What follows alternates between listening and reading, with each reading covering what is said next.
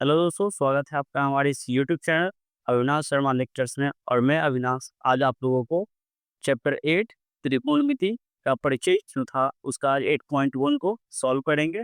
अगर आपने lecture number 1 को नहीं देखा है तो उसको सबसे पहले देख लीजिए ताकि आपको थोड़ा कॉन्सेप्ट समझ में आ जाए और एक्सरसाइज को आप बढ़िया से कर पाएंगे। तो चलिए शुरू करते हैं। तो वो शुरू करने से पहले मैं आप लोगों को क्या करता हूँ, एक छोटा सा कॉन्सेप्ट देता हूँ। सिर्फ 1 से 2 मिनट का कॉन्सेप्ट है, तो समझते हुए चलते हैं। देखिए ध्यान से, यहाँ पर हम 2 त्रिभुज को ले रहे हैं। एक त्रिभुज ये रहा और ये कैसे त्रिभुज है? समकोण त्रिभुज। ये क्यों हो रहा है, क्यों लिए 2? आपको समझ में जल्दी से आ जाएगा। ये आपका ए है, ये बी है और ये सी है। ये भी आपका ए है, बी है और ये सी है। ठीक है? तो यहाँ पे ये दोनों एंगल, यहाँ जो बी और बी है, ये क्या है? आपस में बराबर है, मतलब कि कोण बी। चलिए इसका नाम अलग ले लेते हैं, यहाँ इसको नाम पी दे देते हैं, इसको क्यू और इसको आर। छोटा-सा कॉन्सेप्ट है, तुरंत समझ में आएगा, जल्दी से देखिएगा। इसका ये जो एंगल है, इसको हम थीटा ले रहे हैं। क्यों ले रहे हैं समझिए। क्योंकि आपको, अगर आप लेक्चर नंबर 1 को नहीं देखे हैं, तो यहाँ पर मैं बता रहा हूँ फिर से कि थीटा न्यूनकोण के सामने वाली भुजा को लंब बोलते हैं। क्या बोलते हैं हम लोग? लंब बोलते हैं। ठीक है? तो इसके लिए ये क्या हो जाएगा आपका? लंब हो जाएगा। ठीक है? और ये आपका क्या हो जाएगा? आधार। ओके। और ये जो त्रिभुज जो जहाँ समकोण है, समकोण के सामने वाली मतलब सम्मुख ऊर्जा को हम लोग क्या बोलते हैं? कर्ण बोलते हैं। क्या बोलेंगे? कर्ण बोलेंगे। ठीक है? तो वो हुआ। देखिए, थीटा न्यूनकोण के सामने वाली भुजा को क्या बोलना है? लंब। और उसके साथ जो जुड़ा हुआ है भुजा है उसको हम बोलेंगे आधार। ठीक? ऐसा क्यों हो रहा है कि यहाँ पर अगर हम लिखना चाहें साइन थीटा, जो निष्पत्तियाँ आपकी है, यहाँ लिखना चाहेंगे अगर कि साइन थीटा बराबर क्या होगा भाई? तो ए बी बाय ए सी। ठीक है? मतलब लंब बटे कर्ण। कॉस थीटा लिखना होगा तो क्या होगा? कॉस थीटा बराबर क्या होगा? तो आधार बटे कर्ण, मतलब बी सी अपॉन ए सी। आधार अपॉन कर्ण। ठीक है? टेन थीटा लिखना होगा तो क्या होगा? लंब। तो ए बी बटे बी सी, मतलब कि लंब बटे आधार। यहाँ तक कोई दिक्कत? आगे का आप निकाल लीजिएगा। अब इस त्रिभुज की बात करते हैं बुआ। यहाँ पर हम थीटा को ये ले रहे हैं क्योंकि हम जानते हैं बुआ, कर्ल तो बदलेगा नहीं। बदलेगा कौन-कौन बदलेगा? लंब बदलेगा, नहीं तो आधार बदलेगा। किसकी वजह से? तो इस थीटा की वजह से। अगर ये एंगल की बात करेगा तो इसकी वजह से लंब आपका ये है। अगर इस त्रिभुज में देखें, इस थीटा की बात करते हैं, यहाँ पे हम अल्फा ले रहे हैं, ठीक है? अल्फा ले, तो अब देखिए हम क्या बताएँ, जो भी थीटा के थीटा कोण के सामने वाली भुजा को हम क्या बोलेंगे? लंब। तो ये आपका क्या हो जाएगा? लंब हो जाएगा। इसके साथ जो जुड़ा हुआ है इस ये आधार हो जाएगा। ठीक है? और ये आपका कर्ल हो जाएगा। कोई दिक्कत यहाँ तक हुआ? नहीं है। ठीक, चलिए समझते हैं। देखिए, अगर हमको लिखना है साइन अल्फा, क्या लिखना है? साइन अल्फा, ये फॉर्मूला तो वही है। साइन थीटा बराबर लंब बटे कर्ण। तो इस साइन अल्फा बराबर भी लंब बटे कर्ण हुआ। लेकिन इस बार जो लंब है ये क्या है आपका? क्यू आर है। क्या है? Q R. और कर्ण क्या है हुआ? P R. समझे बात की नहीं? बस यही चीज़ तो छोटा-सा कॉन्सेप्ट है और इसी पे पूरा 8.1 आपका क्लियर हो जाएगा। मैं गारंटी देता हूँ। अगर कॉस अल्फा की बात करें, इस एंगल की बात चल रहा है, तो आधार बटे कर्ण, ये हो गया आपका लंब, ये हो गया कर्ण। कॉस अल्फा बराबर आधार बटे कर्ण, तो आधार क्या है आपका? P Q upon P R. P Q कितना है? पी क्यू कितना है? तो आपका आधार है सर। पी आर क्या है वो आपका? तो कर्ण। तो इसी तरीके से इस कॉन्सेप्ट को बताने का मकसद यही था कि आप एंगल कॉन्सेप्ट को समझें और कौन लंब होगा, कौन आकार होगा, ये चीज़ को। ठीक है? अब हम एक्सरसाइज 8.1 जो आपका है, उसको एक-एक करके सारा क्वेश्चन को डील करेंगे। ठीक है? अगर यहाँ तक आपको समझ में आया है, ये कॉन्सेप्ट एंडो कॉन्सेप्ट समझ में आया, तो आप लोग कमेंट में लिखिए वीवो, ताकि मुझे समझ में आ जाएगा कि आप लोग को ये कॉन्सेप्ट बढ़िया से चकाचक हो चुका है। ठीक है? इसको लिख लीजिए, स्क्रीनशॉट ले लिए और 8.1 को हम लोग अब सॉल्व करना शुरू करेंगे। ठीक, स्क्रीनशॉट ले लीजिए। तो हाँ दोस्तों, आपने कॉन्सेप्ट को लिख लिया होगा, समझ गया होगा एंगल कॉन्सेप्ट क्या है। अब हम देखेंगे एक्सरसाइज 8.1 के क्वेश्चन को वन बाय वन सॉल्व करते हुए चलता है, ठीक है। तो देखिए वो सवाल तो ऐसे मैंने बोर्ड पे लिख दिया, अगर नहीं भी दिख रहा होगा आप लोग को तो स्क्रीन पे आपका क्वेश्चन नंबर 1 अच्छे से दिखेगा, ठीक है। तो देखिए क्वेश्चन है आपका कि त्रिभुज एबीसी में जिसका कोण बी क्या है, समकोण है। ए बी बराबर 24 सेंटीमीटर, बी सी बराबर 7 सेंटीमीटर। ठीक, इतना समझ में आ गया आपको। पहला सवाल आपसे पूछा है कि साइन ए और कॉस ए क्या है, फिर साइन सी कॉस सी। बात तो साइन ए साइन की कॉस कॉस की बात कर रहा, लेकिन एंगल बस चेंज है। अभी जस्ट मैंने आपको कॉन्सेप्ट सिखाया, एंगल कॉन्सेप्ट। तो सबसे पहले एक त्रिभुज बनाते हैं, ठीक है। वो भी कैसा त्रिभुज हुआ, तो समकोण त्रिभुज, ठीक है। आइए देखिए यहाँ से इसका सॉल्यूशन करना हम लोग शुरू करते हैं। चलिए देखते हैं। तो सबसे पहले एक बनाएंगे हम लोग समकोण त्रिभुज। समकोण त्रिभुज बना लिया, इसका नाम ए बी और ये सी। इसका बी बोला है क्वेश्चन में, समकोण है।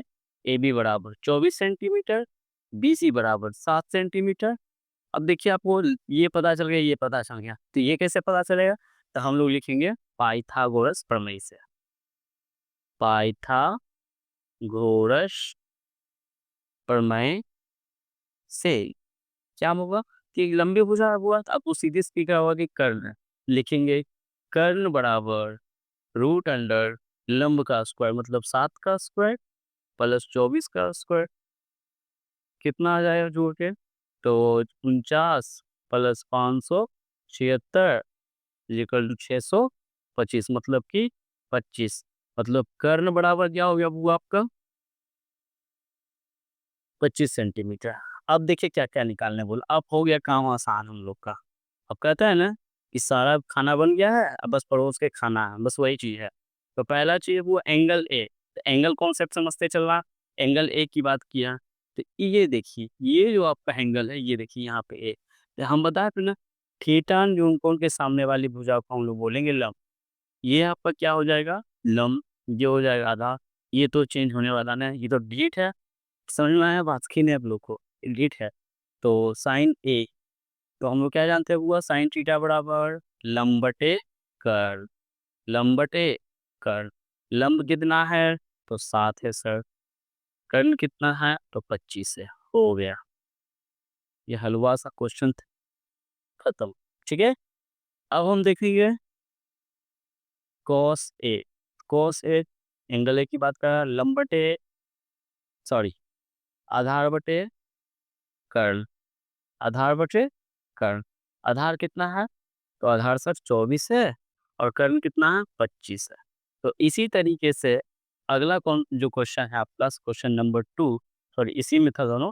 क्वेश्चन नंबर 2 में साइन साइन सी और कॉस सी का जो आंसर है आप लोग यहाँ पे दीजिए, कमेंट सेक्शन में आप लोग इसका आंसर दीजिए, ठीक है। ताकि मैं देखूंगा कि आप लोग सॉल्व कर रहे हैं, समझ में आ रहा है आप लोगों को नहीं, ठीक है। तो जल्दी से इसका स्क्रीनशॉट लीजिए और अगले क्वेश्चन की तरफ हम लोग बढ़ेंगे। तो हाँ दोस्तों, आपने क्वेश्चन नंबर 1 कर लिया होगा, क्वेश्चन नंबर 2 को देखते हैं, ठीक है। आपके स्क्रीन पे क्वेश्चन नंबर 2 दिख रहा होगा, ऐसे तो मैंने यहाँ लिख दिया कि आकृति 8.1 में tan p minus cot r का मान ज्ञात कीजिए। यहाँ पे एक आकृति यह दिया हुआ है जिसमें कि आपको tan p कोट r का मान ज्ञात करना। तो कैसे ज्ञात करेंगे, देखिए आपका लंब है, कर्ण दिया हुआ है, तो आधार तो लिखेंगे। फिर से सॉल्यूशन में हम लोग इस तरह से एग्जाम में इसी तरीके से लिखिएगा ताकि आपको नंबर पूरा में पूरा मिले, ठीक है, कि कहीं कोई दिक्कत ना हो। तो देखिए ये नीचे आधार है वो आप लिखेंगे फिर से पाइथागोरस प्रमेय से। पाइथागोरस प्रमेय से नीचे आधार लिखेंगे, आधार बराबर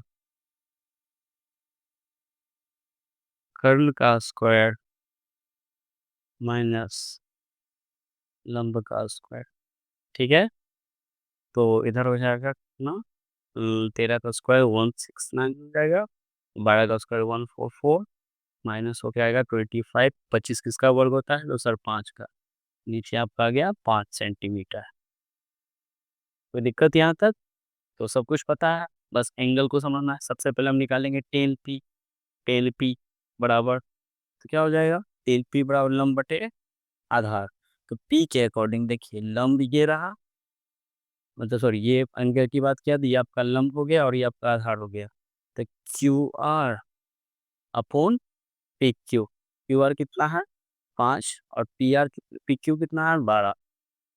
ठीक है, उसी तरीके से कोट आर की बात करते हैं हम लोग। तो कोट आर मतलब कि इस एंगल की बात कर रहा था, इसके वजह से ये हो जाएगा इसमें लंब और आधार आपका ये रहा। तो कोट आर बराबर भी वही हुआ, कोट आर बराबर आधार क्या हो जाएगा, आधार होगा आपका क्यू आर और लंब क्या हो जाएगा पी क्यू, कि आधार बटे लंब। आधार कितना 5 और लंब कितना है 12। निकालने क्या बोला है 10p minus cot are. 10p कितना है 5/12, कोट आर कितना है 5/12। इसको हटाएंगे ये तो कैंसिल हो जाएगा, आपका आंसर आ जाएगा लड्डू।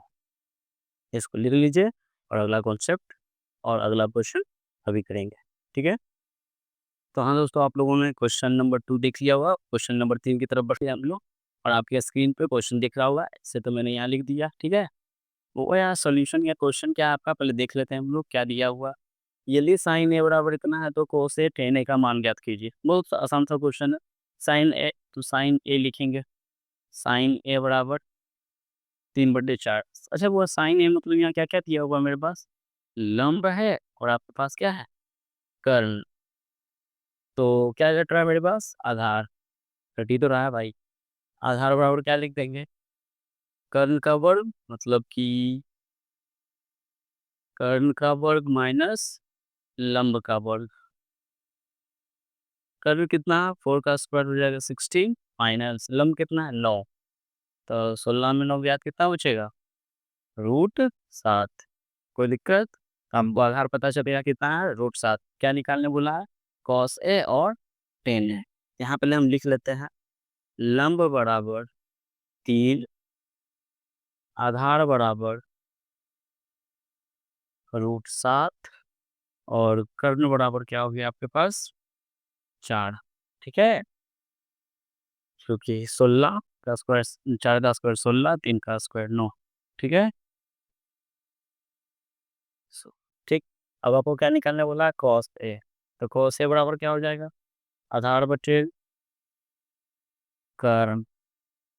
आधार कितना निकाले हम लोग √7, कर्ण कितना है हमारे पास 4। हो गया पहला आंसर, ये आपका हो गया कॉस ए का।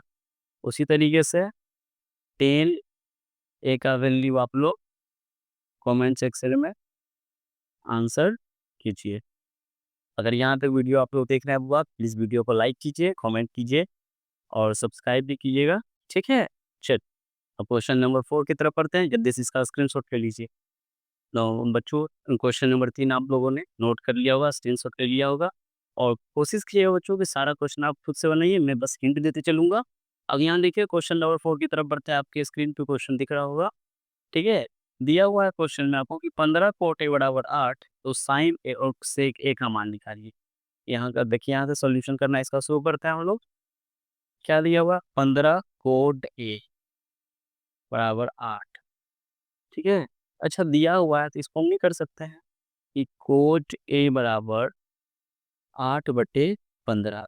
अच्छा, कोट ए बराबर क्या होता है वो आपको पता होना चाहिए, क्या होता है तो आधार बटे लंब, आधार बटे लंब। तो साइन के लिए तो आपको चाहिए कर, सेक के लिए चाहिए कर, और ये निकालते हैं सबसे पहले हम लोग कर निकालें। तो लिखेंगे फिर से पाइथागोरस प्रमेय से कर्ण बराबर लंब का स्क्वायर, मतलब 15 का स्क्वायर हो जाएगा प्लस 8 का स्क्वायर। 15 का स्क्वायर 225 प्लस 8 का स्क्वायर 64। ठीक है, ये हो जाएगा कितना 289। इस किसका स्क्वायर होता है तो सर सब का स्क्वायर होता है। ठीक है, तो करना आपको पता चल गया कि पी हो गया आपके पास कितना 15, बी कितना हो गया 8 और एच कितना हो गया 17। क्या निकालना है आपको? साइन ए, साइन थीटा बराबर लंब बटे कर्ण, लंब बटे कर्ण। लंब कितना है भाई? तो 15 है सर। कर्ण कितना है?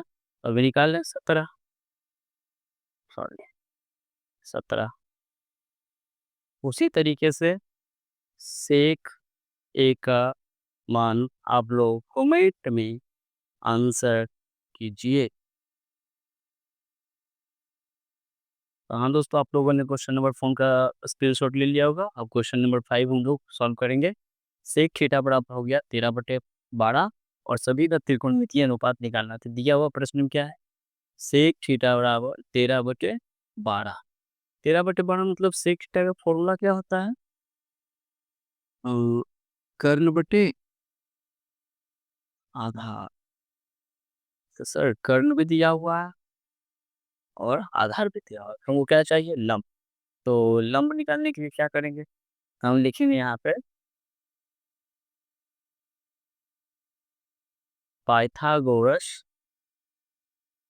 प्रमेय से। तो क्या हो जाएगा पूरा? लंब बराबर कर्ण का वर्ग, मतलब 13 का वर्ग हो जाएगा 169 और 12 का वर्ग हो जाएगा 144। आ गया 25 और यहाँ पे 5। लंब बराबर कितना आ गया? 5। बाकी अन्य त्रिकोणमितीय अनुपात की ज्ञात कीजिए।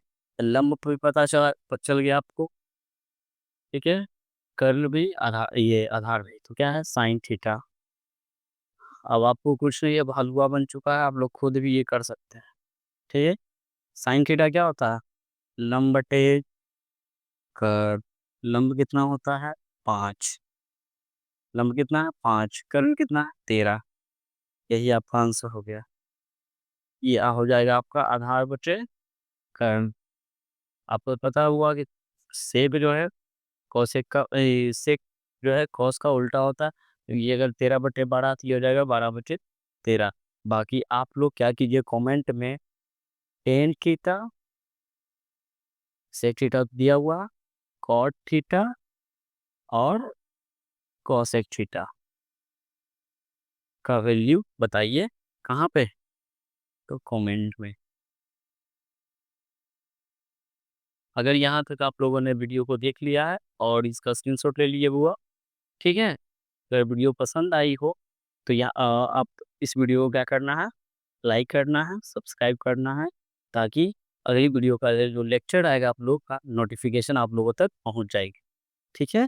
और अगर ये कॉन्सेप्ट आपको क्लियर हो रहे हैं, एक्सरसाइज समझ में आ रहा है, तो कमेंट में लिखिएगा क्लियर टीगो, और हम समझेंगे कि आप लोग क्वेश्चन को और इस लेक्चर को एंजॉय कर रहे हैं। तो कीप एंजॉइंग और कीप वॉचिंग। Thank you.